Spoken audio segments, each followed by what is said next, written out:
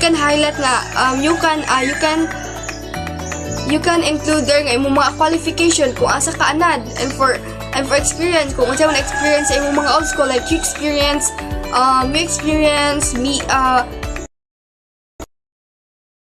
place nga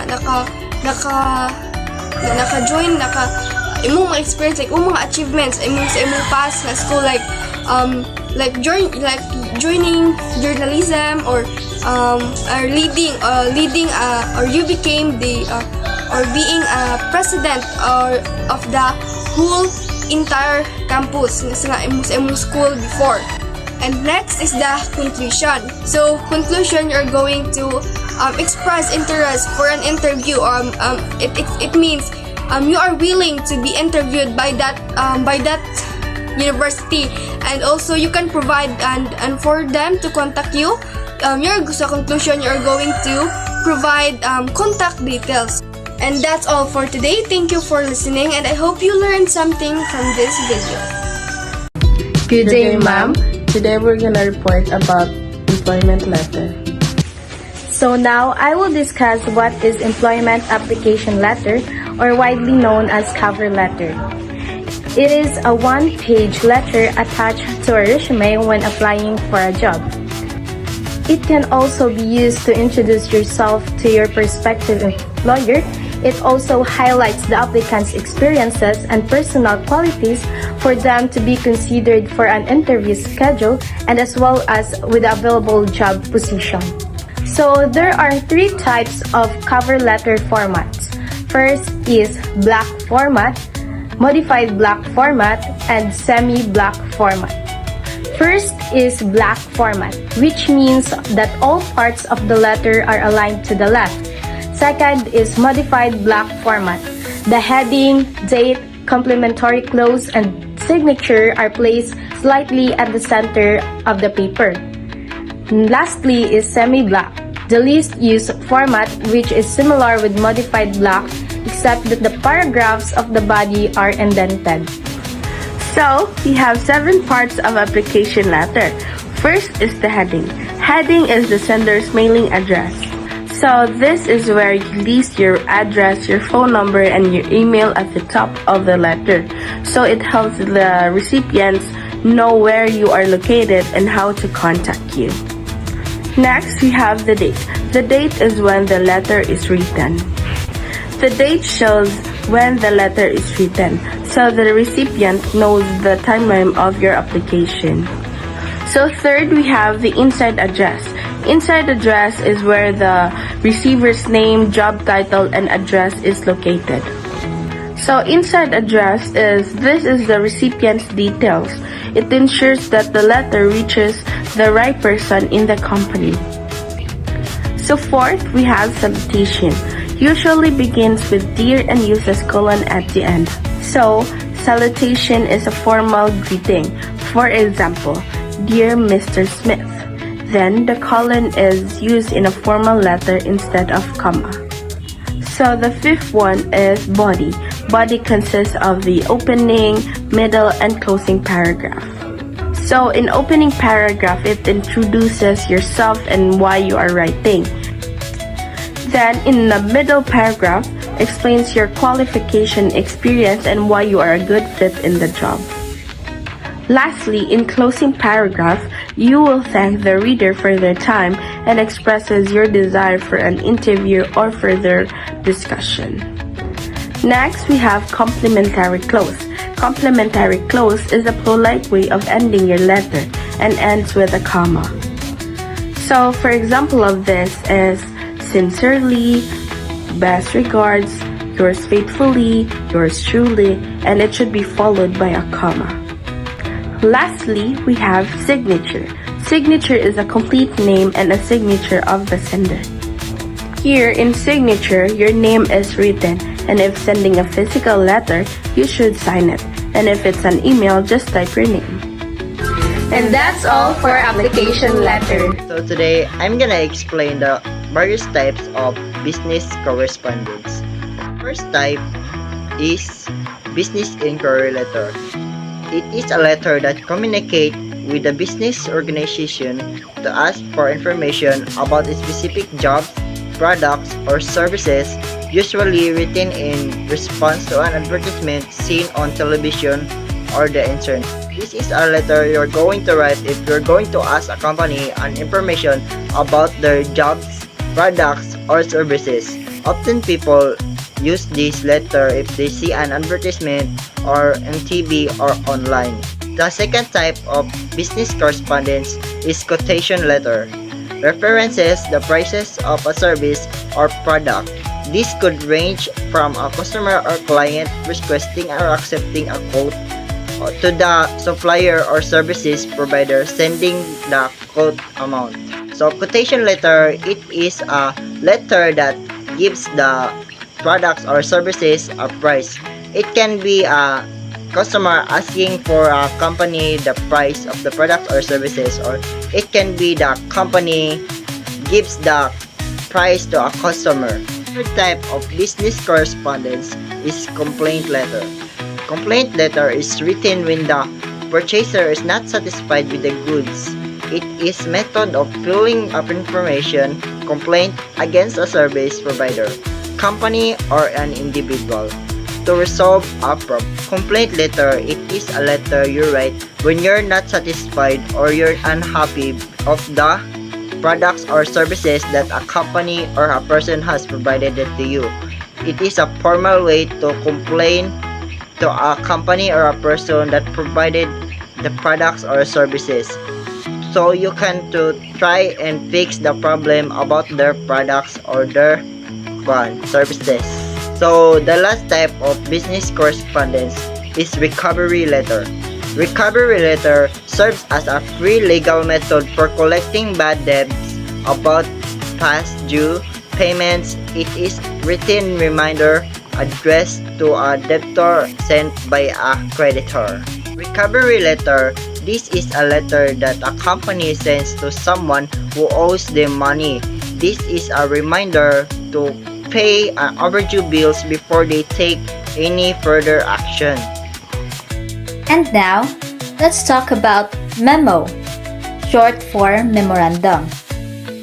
It is the internal communication used to make announcements or give instructions. It also provides updates on existing information. So, memos are a form of written communication primarily used to inform and instruct employees and subordinates about new roles and assigned tasks. An example of this is the business company announces new policies about dress codes. Just like any other writings, memos also has its characteristics. The first one is, it is brief, direct, concise, and easy to navigate.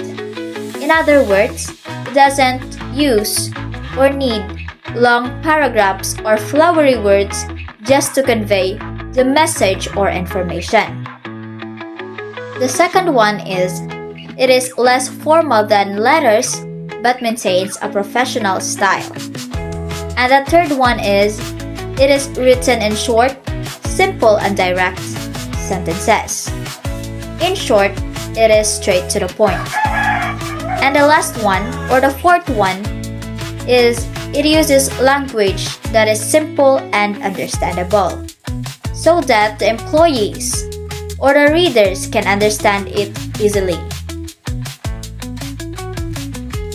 And now, let's dive into the different parts of memo. The first one is the heading section. It is aligned vertically and contains 4 subsections, which are to, from, date, and subject. The first section, which is to, here we'll write the recipient's name and job title. And if it is intended for groups, we'll just state the group's name. And the second one is from. Here we'll write the writer's full name and add initial for personalization. And the next one is date. Here we'll write the complete date without abbreviations, and follow the order, which month will be the first, day is second, and year is the last. And for the last one is the subject. We must keep it brief and descriptive. Skip greetings and use precise terms and avoid vague wordings. The second part of the memo is the message, in which it is delivered in 3 paragraphs. In the first paragraph, the main point is discussed. In the second paragraph, the supporting details and discussions is given. And the third paragraph, the outcomes, responses, and actions can be seen. These are the different types of memos. The first one is the operational memo.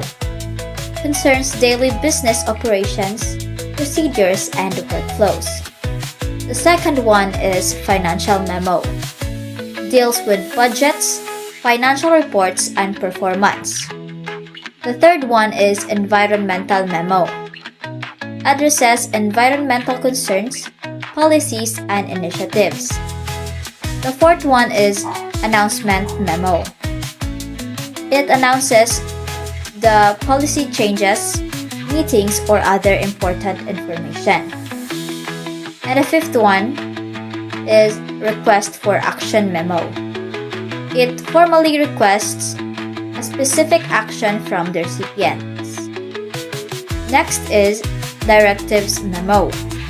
Issues instructions or mandates specific actions. And next is response to inquiry or complaint memo. It responds to inquiries or complaints. And the last one is the dress code memo. It outlines the company's dress code policy. And now, let's proceed to email or electronic mail. Email is a digital method of sending messages. It's commonly used for short, professional communication focused on a single topic, providing enough information for a complete reply. Think of it as a quick written conversation. So, let's proceed to the different parts of email. The first part of the email message is the CC, or the carbon copy. This is like sending a copy of the email to someone for information only. They don't need to reply or take an action. It's just for them to be informed. And the example of this is you might CC your manager on an email to a colleague, letting your manager know what's happening without needing them to actively participate in the conversation. And the second part is the BCC, or the blind carbon copy. This is for sending a copy of the email to someone secretly. Other recipients won't even know this person received the email. And the example of this is you might BCC several people on a group announcement so their email addresses are not visible to everyone else in the list. And the third part is from. This is simply shows who sent the email. You only see this in received or sent emails, not when you are composing a new message. And the fourth and the last one is the date. This shows the exact date and time the email was sent or received. It's like a timestamp. In short, the CC keeps people informed, BCC keeps things private, from identifies the sender, and the date shows when the email was sent or received.